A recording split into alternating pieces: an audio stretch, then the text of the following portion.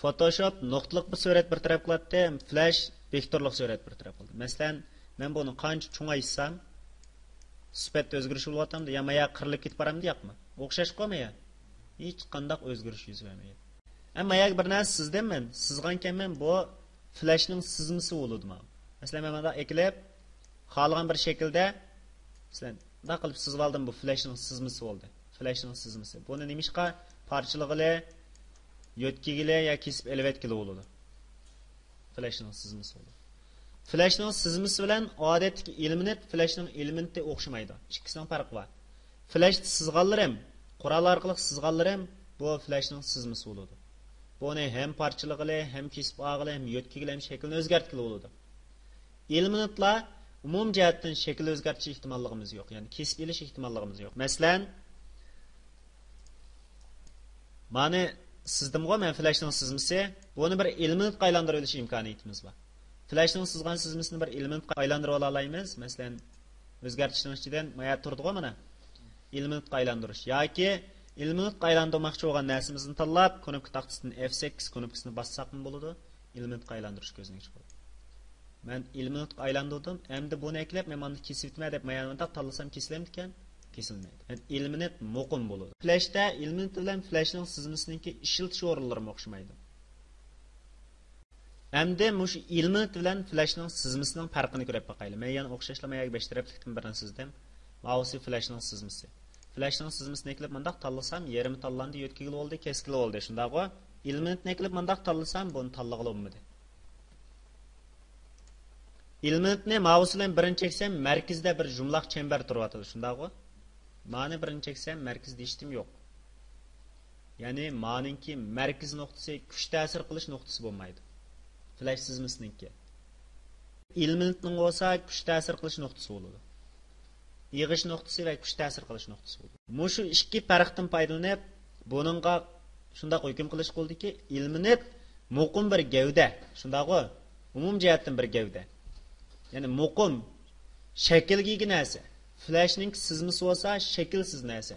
Xohlagancha sizib, xohlagancha shaklga keltirib oladigan narsa. Masalan, ma qurolni tanlab, ma qurol nuqtalarni yo'tkash quroli. Ma'ni eklab bundaq nuqtasini yo'tkisam, shakli o'zgaryapti-ku. Biroq ma'ni eklab, men ma'ning orqali shakli o'zgartma deb, ma'ning o'ttirdi bundaq tatsam, yanlam o'xshashmi shu bulonglar tikka holatga keltira olayin, ma'ning o'xshash o'zgartirib etmayman. Ma'ni xohlagancha o'zgartsam bo'ladi. Masalan, men nuqtaga bir nuqta qo'shib qo'shdim. Ta qilib o'zgarsam bo'ladi. Ammo ma'ni undaq o'zgartirmayman. Flashning sızması bilan Flashning elementiniki birinchi farqimiz shu.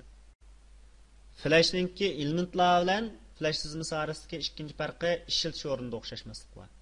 Men bir misol olay. Birinchi vaqt o'qiga bir dona Flashning sızması chamber oldim. Chamber ilib buni tanlab F8 knopkasini bosib nimga aylantirdim? Elementga aylantirdim.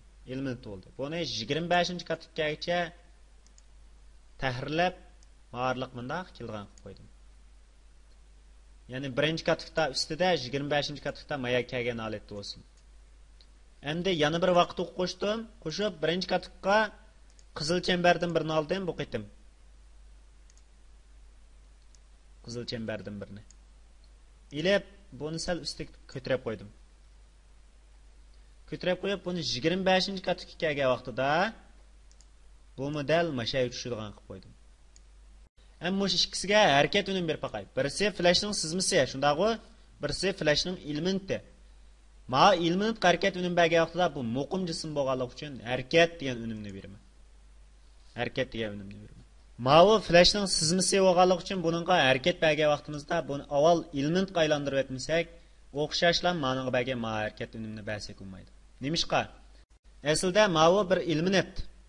Elementga harakat bergan vaqtimda mousening o'ng knopkasini chekib, harakat o'rni o'zgarishga asosan harakat berdim.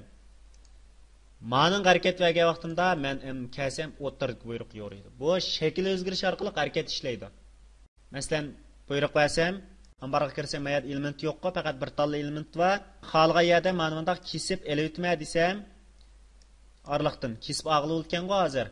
Aqısıga kelgan vaqtida men yadim kesib elötüm desem ağıl oldu ekan go, kesib chiqirib etkili bo'ladi o'xshash.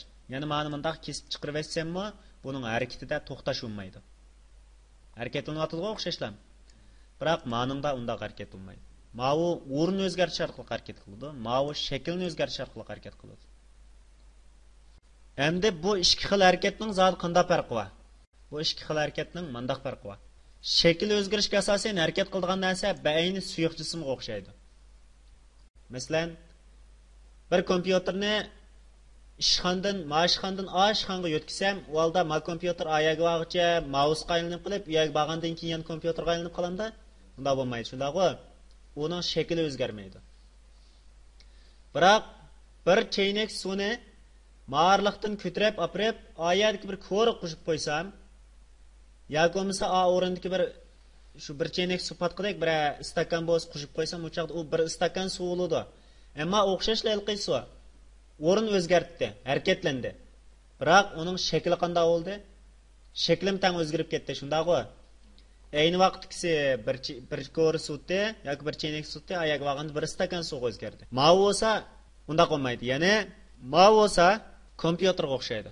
Ma ekronni men ko'tarib apirib, o'rnidagi bir ustalning o'rniga ustiga qo'yib qo'ysam, bu ekran ma ustalning ustiga qo'yib qo'ysam, yana shu ekran shaklida turdi. Bu ma'arliqdan ağırlik vaqtcha o'rnini o'zgartirdi. O'rnini o'zgartirish orqali harakatlandi.